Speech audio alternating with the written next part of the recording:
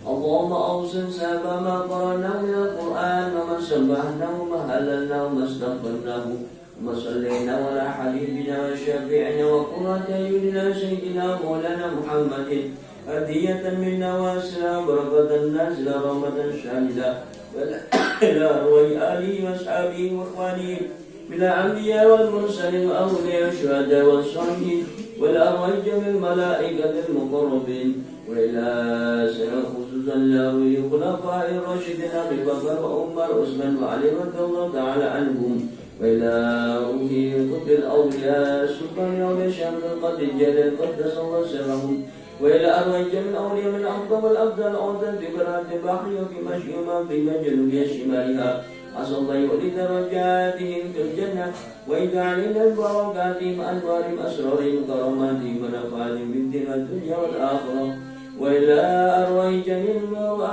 والدينا والديكم وأمواتنا وأمواتكم وإلى أرواح آبائنا وأمهاتنا وأجدادنا جداتنا ومشايخنا ومعلمينا أسأل الله يغفر لهم ويرحمهم ويسلكهم ويجعل الجنة مواهم يرد علينا بركاتهم أنوارهم وكراماتهم ونفاتهم سرارهم ونفاتهم في الدنيا والآخرة اللهم اغفر للمسلمين المسلمات والمؤمنين المؤمنات الأحياء منهم والأموات ربنا ظلمنا أنفسنا وإن لم تغفر لنا وترحمنا لنكونن من الخاسرين اللهم بارك لنا في رجب وشعبان وبلغنا رمضان وعنا على الصيام والقيام إنك على كل شيء قدير اللهم ارزقنا بركة في هذا الشهر رمضان الكريم يا أرحم الراحمين اللهم بارك في عمرنا وبارك في معهدنا وبارك في أموالنا وبارك في لنا في ذريتنا وبارك لنا فيما جميع بيتنا يا رب العالمين ربنا آتنا في الدنيا حسنة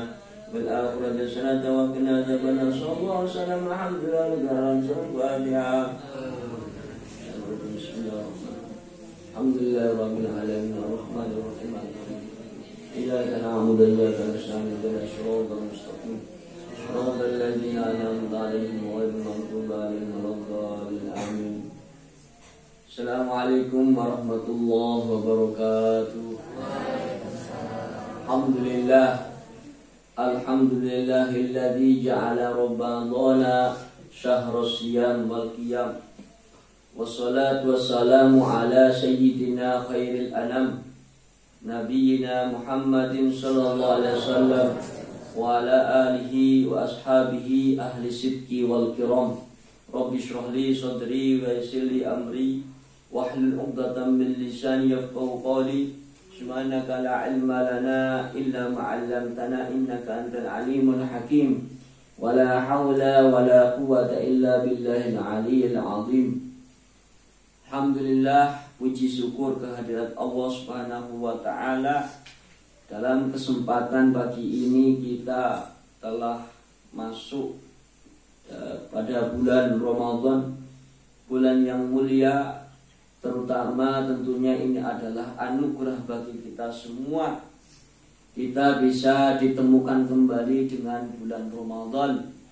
Begitu banyak tetangga kita, saudara kita yang dulu sama-sama kita di bulan Ramadan, yang tentunya hari ini sudah tidak ada.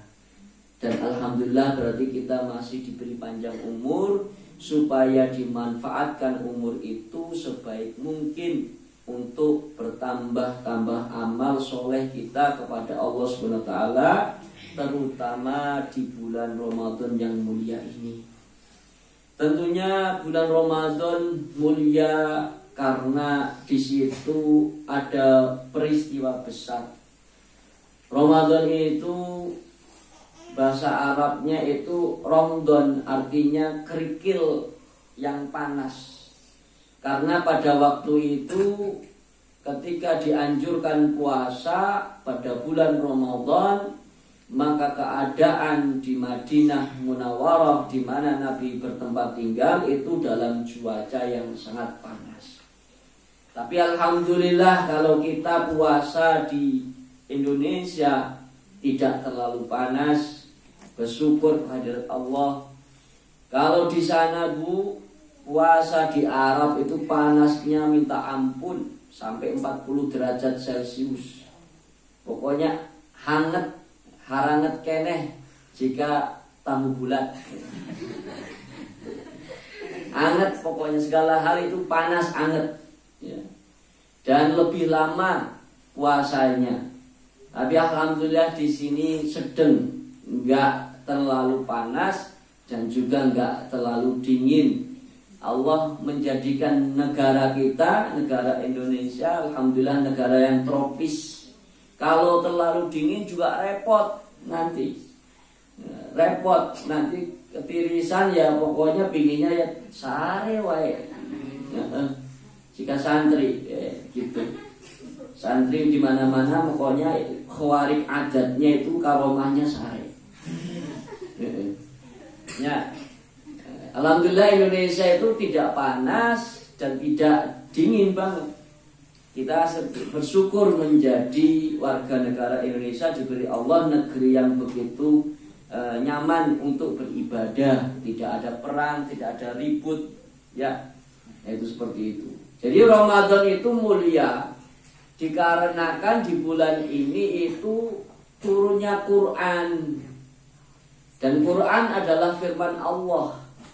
Jadi Allah itu biasanya menjadikan suatu waktu atau tempat menjadi mulia karena ada peristiwa tertentu. Misalkan kenapa kok ada hari ibu, nah, tapi kok nggak ada hari bapak? Ya karena ibu mulia, ya, yang mengasuh anak-anak kita, yang mengasuh mendidik anak keturunan kita, maka dimuliakan oleh Allah dan dimuliakan oleh negara. Maka ada hari ibu, nggak ada hari bapak, ya, nggak ada hari bapak, ya. Hari pahlawan, karena pahlawan telah berjasa. Ada peristiwa penting tanggal 10 November, ya, hari pahlawan. Hari ibu kita Kartini misalkan, ya, karena Kartini berjasa. Begitu juga pada bulan Ramadan, karena ada peristiwa penting yaitu nuzulul Quran, maka bulan ini mulia. Jadi setiap Allah itu menurunkan peristiwa yang sangat dahsyat di muka bumi ini, maka menjadi sumber barokah, menjadi sumber berkah, dan dilipat gandakannya ganjaran dan pahala. Pahala tentunya dalam beribadah di bulan Ramadan. Jadi ayat dasar perintah Ramadan itu kan, ya ayyuhalladzina amanu kutiba alaikumussyam. Sudah tahu semuanya bahwa orang-orang beriman itu diperintahkan untuk berpuasa di bulan ini untuk menghormati apa? Turunnya Quran, turunnya Al-Quran. Dan ada malam yang namanya Lailatul Qadar. Dan Lailatul Qadar disitulah diturunkannya Al-Quran, ya. Oleh karena itu maka seluruh bulan Ramadan menjadi mulia, maka kita diperintahkan untuk berpuasa, ya, diperintahkan untuk berpuasa, untuk membaca Quran, namatkan Quran, ya. Ya ayyuhalladzina amanu kutiba alaikumussyam. Hei orang-orang yang beriman, diwajibkan atas kalian asyam.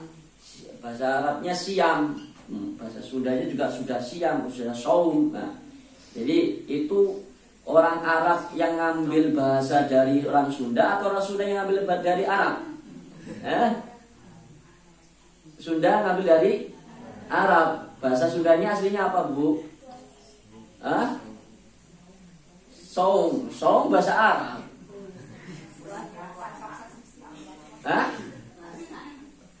Kalau bahasa dulunya itu bahasa Sangsekertanya itu ipawasa. Ipawasa, aslinya ipawasa. Jadi Allah itu memfirmankan ya ayyuhalladzina amanu kutiba alaikumussyam kama kutiba alal ladzina min qablikum, sebagaimana diwajibkan orang-orang sebelum kalian. Jadi sebelum Islam datang, puasa itu sudah ada dan dilakukan oleh umat-umat terdahulu. Ya, orang Yahudi puasa ada pada hari-hari tertentu puasa. Orang Nasrani berpuasa pada hari-hari tertentu. Begitu juga orang Hindu, orang Buddha punya tradisi puasa, tapi puasanya tentunya aturannya beda. Walaupun hampir sama. Orang Hindu itu kalau di Bali, kalau memperingati hari Nyepi malah puasa.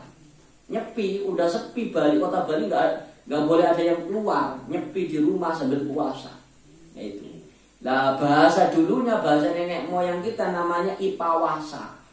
Ipawasa itu istilahnya menahan diri dari keinginan hawa nafsu.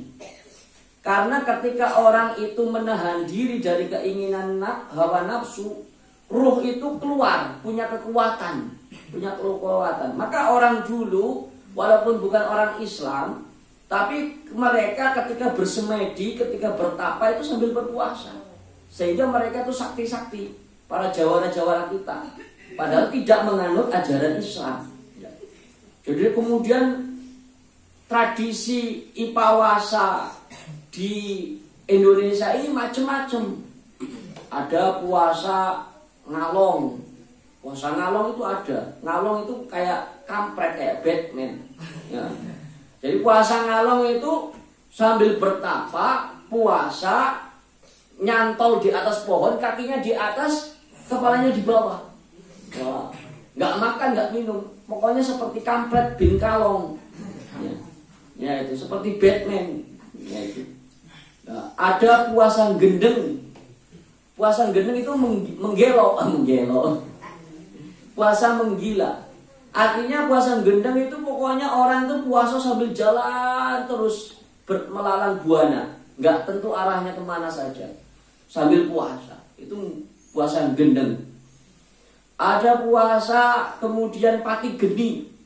Puasa pati geni itu puasa yang mana 24 jam. 24 jam. Itu nggak boleh terkena sinar matahari. Nah, nggak boleh tidur. Nggak boleh tidur. Puasa pati geni. Ada lagi puasa ngerowot. Puasa ngerowot itu puasa yang mana buka puasanya nggak boleh pakai nasi, pakai ubi-ubian, ya, pakai singkong, pakai ketela, ya. Pokoknya itu puasa ngerowot. Ya. Kalau orang-orang misalkan di orang Buddha itu puasanya ya gitu, vegetarian, nggak boleh makan yang daging-daging, nggak boleh makan yang bernyawa kalau buka puasanya, ya cukup sayur-sayuran, ya itu. Jadi memang tradisi puasa ya benar sebagaimana dikatakan Quran, kama kutiba alladziina min qablikum, sebagaimana diwajibkan atas kalian sebelum orang-orang kalian juga mereka itu berpuasa. Dulu itu zaman agama Zoroaster, itu zaman Zoroaster itu agamanya, pokoknya agama nabi-nabi terdahulu itu kalau datang hari gelap itu di mana bulan itu gerhana, maka diwajibkan puasa. Nah, kemudian ketika gerhana matahari puasa. Begitu juga tadi sebagaimana Nyepi, ketika Rohul Kudus pada orang-orang Nasrani itu diangkat wajib puasa dalam tradisi orang-orang Kristen, orang Nasrani. Begitu juga Yahudi sama. Jadi kama kutiba alal ladzina min qablikum, sebagaimana orang-orang sebelum kalian pun diwajibkan berpuasa, ya. Diwajibkan puasa. Ya. Dulu juga ada puasa kalau tradisi Hindu atau nggak salah, atau di mana tradisi agama Kapitayan. Agama Kapitayan itu adalah agama asli nenek moyang kita, bukan Hindu, bukan Buddha. Kalau Hindu itu agama impor dari India, ya. Buddha itu agama impor dari Cina, ya. Ya. Jadi yang agama asli nenek moyang kita sebelum Islam datang, sebelum Hindu datang, sebelum Buddha datang namanya Kapitayan. Akidahnya itu mempercayai yaitu bahwa alam semesta ini ada yang menciptakan dan penciptanya itu tidak menyerupai apapun. Jadi hampir sama, laisa kamitslihi syai'un. Ya. Laisa kamitslihi syai'un, enggak ada yang menyerupai, bahwa Tuhannya mereka itu mukhalafatul lil hawadis. Sama, hampir sama dengan kita. Konon dalam sebagian orang mengatakan bahwa itu adalah agamanya Nabi Adam yang sudah sampai ke Indonesia pada waktu itu. Konon katanya itu seperti itu. Lah itu ada tradisi puasa juga. Puasanya itu kalau orang kalau mau meninggal itu pokoknya menyepi tapa, nggak makan nggak minum, pokoknya sampai mengecil badannya, ngecil, lama-lama hilang. Maka jadi apa namanya, akhirnya kalau karena dia gagal mukso, namanya mukso itu tapa. Ketika orang dia sudah merasa mau meninggal, maka nanti puasa sampai kurus begitu, nanti lama-lama hilang. Lah kalau nggak berhasil menjadi genjot, apa itu yang untuk perdukunan itu, boneka kayak kecil, kayak ada hutannya, itu namanya apa itu? Jenglot untuk sebagai apa, orang-orang dukun biasanya katanya itu jenglot itu kayak manusia kecil hitam, ada rambutnya, ada giginya, segala macam, komplit, panjang kukunya, tapi kecil sekali, kayak ya paling segini jenglot. Besar korek api. Iya, pokoknya segini lah, ada yang segini macam. Itu katanya mukso yang tidak berhasil, sehingga menjadi seperti itu. Maka jadi jimat para dukun itu hasil mukso, hasil puasa mereka. Balakataran. Mungkin istilahnya balakataran kalau Jawanya jenglot. Nah itu hasil mukso, hasil puasa, tapi tidak berhasil, akhirnya jadi jenglot, tidak bisa menghilang. Nah itu. Jadi karena kutiba alal ladzina min qablikum, sebagaimana memang orang-orang terdahulu juga diwajibkan puasa. Nah, memang puasa ini adalah ritual supaya kita itu ngeker atau menahan hawa nafsu. Maka bahasa puasa itu artinya lughatan asyamu al-imsak, ngeker, menahan diri dari makan, dari minum, dari hawa nafsu, ya, dari riba, segala macam ditahan.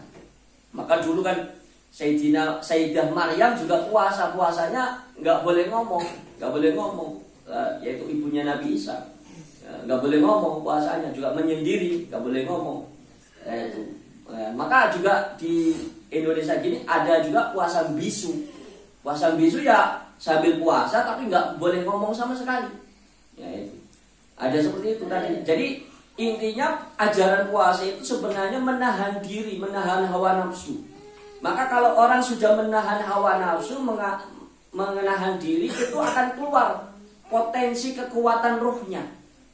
Maka kalau orang rajin puasa biasanya doanya mustajab, kemudian punya keistimewaan tertentu, ya.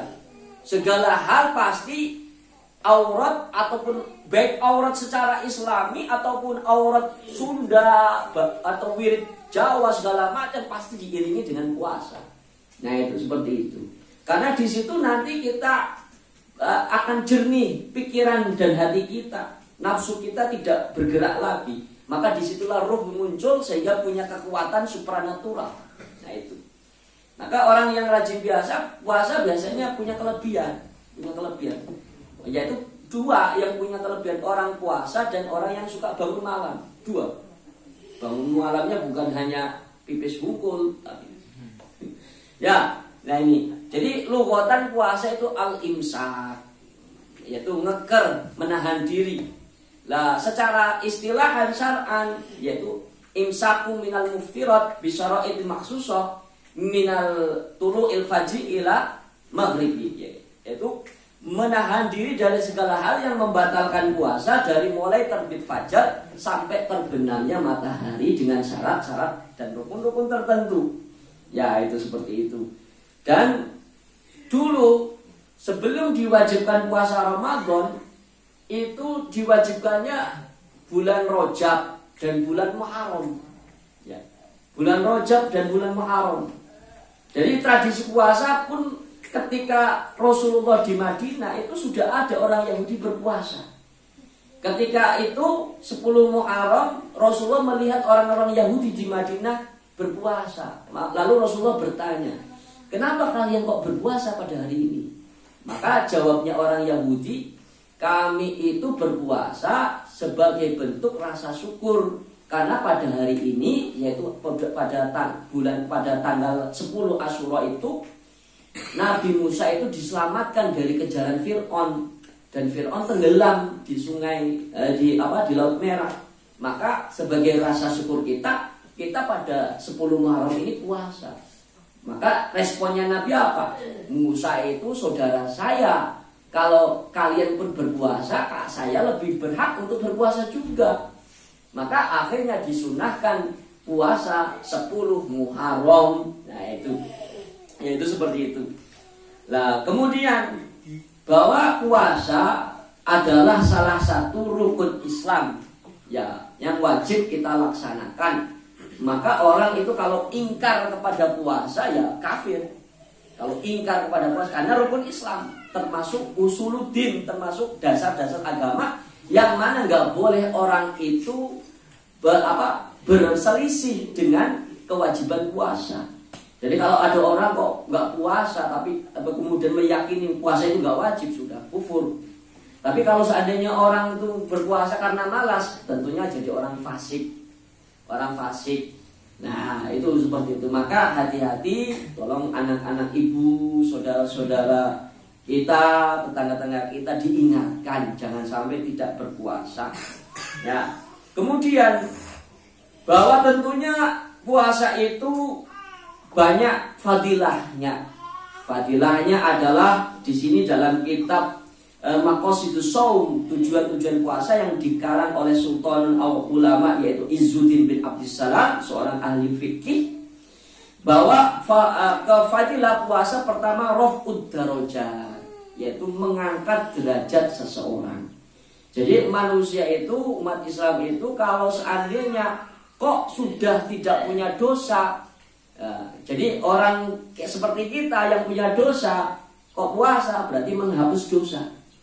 Jadi man qama ramadhana imanan wa ihtisaban ghufira lahu ma taqaddama min dzambihi. Jadi barang siapa melakukan atau qiyamul lail atau puasa pada bulan Ramadan ihtisaban mengharap ridho Allah dan kemudian mengharapkan kemudian pahala dari Allah, imanan wa ihtisaban, secara imanan dan mengharapkan ridho Allah, maka nanti diampuni dosa-dosa yang terdahulu.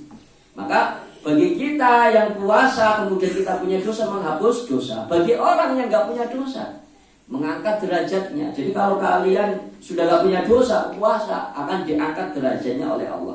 Kalau sudah diangkat derajatnya oleh Allah, insya Allah di hadapan manusia pun akan menjadi mulia juga. Nah kemudian fadilah puasa takfirul khati'at. Takfirul khati'at yaitu menghapus kesalahan-kesalahan ya, yaitu menghapus dosa kita, kesalahan kita. Wa kasrus syahwat. Salah satu fadilah puasa adalah yaitu memecahkan syahwat kita. Jadi manusia itu sebenarnya adalah hewan karena memiliki syahwat ya. Jadi kesamaan antara manusia dan hewan adalah memiliki syahwat. Kelebihannya manusia itu punya akal.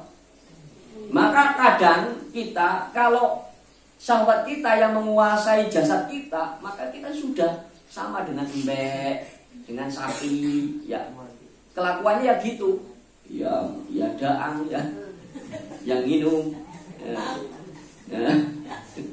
Sekali-kali mah pakai bahasa itu, ya pokoknya makan, ya daang, ya dahar, yang ngebadok, ya gitu ya. Hewan juga sih kan sama, yang minum, ngumbe, ya segala macam.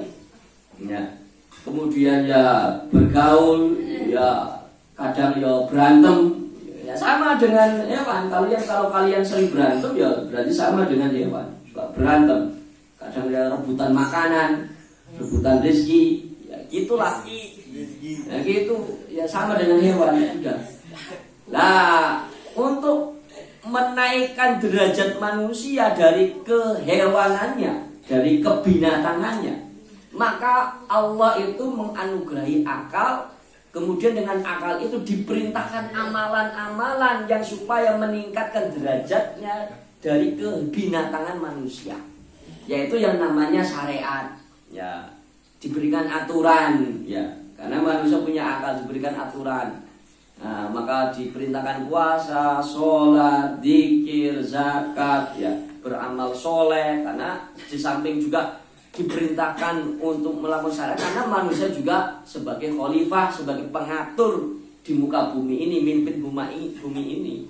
Ya, akhirnya kalau orang sudah melakukan apa yang diperintahkan Allah dan dijauhi larangannya, maka dia akan naik derajat menjadi memimpin di antara manusia itu. La yastakhlifannal ladzina amanu minkum, yaitu Allah akan menjadikan khalifah atau pemimpin dari orang-orang yang beriman dan beramal soleh. Nah itu. Ya, pasti yang namanya pemimpin Allah takdirkan orang baik. Orang baik. Ya, pasti berbuat baik untuk kepentingan banyak orang. Masalah nanti misalkan pemimpin kok tidak baik, kurang baik, itu sebenarnya imbas dari amal jelek kita, sehingga Allah sallallahu imaman, pokoknya Allah akan menurunkan pemimpin yang tidak baik kalau kita semuanya itu membangkang kepada Allah untuk sebagai azab bagi kita semua. Maka kita ciri adanya pemimpin yang baik menunjukkan masyarakat yang baik. Nah itu. Maka pengen pemimpin yang soleh, kalian masyarakatnya harus soleh juga. Jangan menyalahkan pemimpin terus, sedangkan kita sebenarnya nggak soleh. Nah itu. Nanti Allah turunkan pemimpin yang menguasai, yang mau ngerawuk, yang nggak adil, yang nggak mensejahterakan rakyat. Ya karena dosa-dosa kita. Jangan selalu menuduh orang lain, tapi harus introspeksi diri kita itu. Ya, seperti itu. Nah, kemudian tentunya puasa juga adalah taksirus shadaqat. Dengan puasa itu memperbanyak sedekah, ya. Bahwa fadilah puasa di samping kita beribadah untuk diri sendiri, maka pahala sedekah itu sangat dilipat gandakan. Wa tawfirut ta'at. Jadi di bulan puasa ini juga untuk kesempatan sebagai memperbanyak ketaatan. Puasa, di samping puasa ya sholat rawehnya, sholat tahajudnya, bacaan Qur'annya, hatam atau tidak. Nah ini santri itu minimal ya harus hatam sekali. Ya jangan sampai nggak hatam ini, sampai nanti pulang liburan. Nah ya, dan tentunya bulan puasa ini Ramadan akan dilipat gandakan pahalanya ketika orang melakukan amal soleh. Wa syukru ala mil khafiyah. Jadi kemudian sebagai bentuk rasa syukur, dan juga rasa syukur itu pun harus kita sembunyikan. Jadi puasa itu melatih kejujuran, ya. Karena nggak ada yang tahu kecuali dirimu sendiri. Kamu puasa atau tidak, kamu batal puasa atau tidak, yang tahu cuma kamu sendiri. Dan Allah yang tahu. Orang lain kadang nggak tahu. Maka puasa itu melatih kejujuran. Ini santri jangan sampai niatnya nawaitu soma godin. Nah, niatnya nawaitu soma godin. Pinginnya godin. Ya ini. Awal nyumput nanti di WC segala macam, ke depan nyari nasi padang. Awas. Nyari nasi padang, nyari kerupuk, nyari roti, ke depan ketahuan, awas nanti. Ini. Ya. Wal inzijari an khawatiril ma'asi wal mukhalafah. Dan puasa itu menahan dari khawatir, dari detikan-detikan maksiat dan penyelewengan. Ya, bahwa puasa itu harus bisa menahan diri dari seluruh maksiat, baik maksiat zahir atau maksiat batin. Ya, maksiat zahir ya yang jelas kita lakukan, sudah kita tahu. Nah, yang sulit itu maksiat batin. Maksiat batin, suudzon, kemudian bohong, kemudian takabur, riya, ya, ngeghibah, itu sulit. Ya, itu maksiat batin yang sulit kita jaga.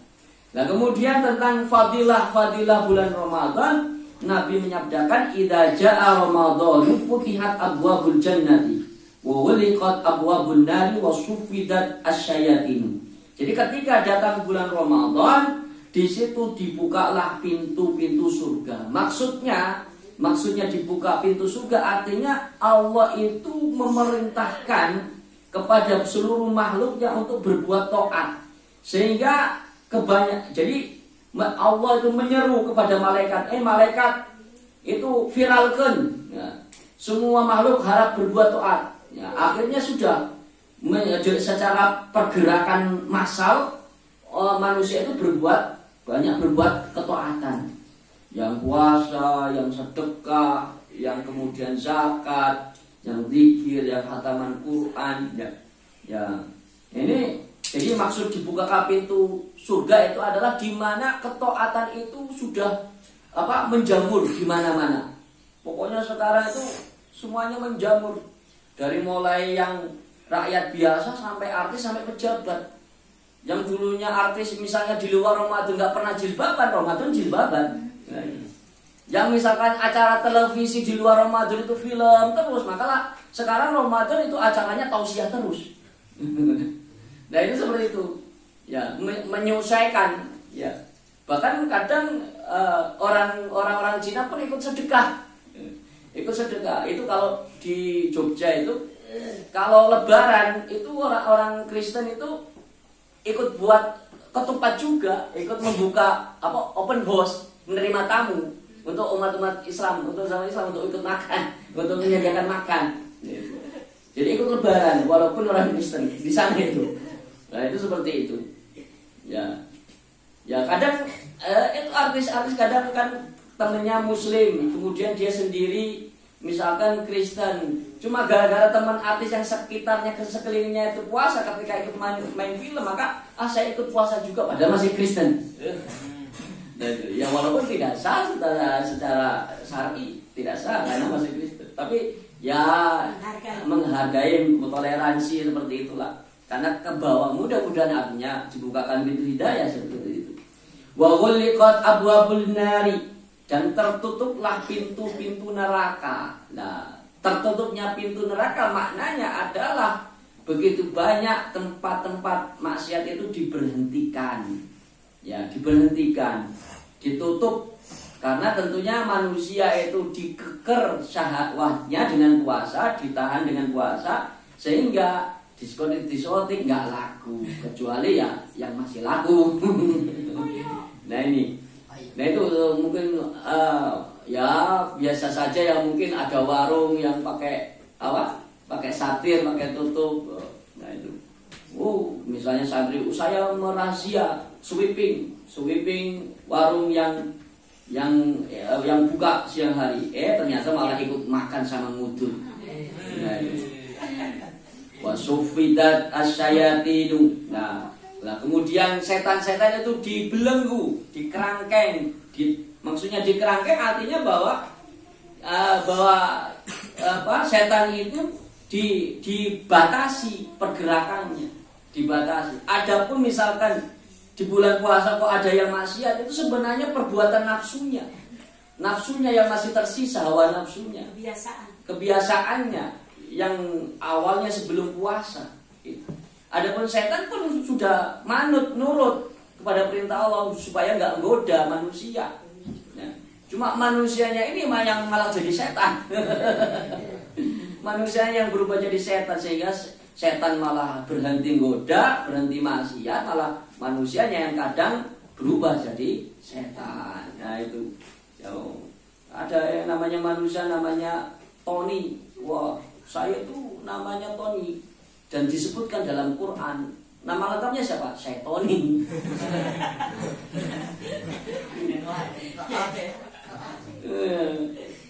Nama saya disebutkan di Quran. Syaitan kan ada dalam Quran. Iya, yang Firman pun disebutkan dalam Quran, sama aja. Ya, itu.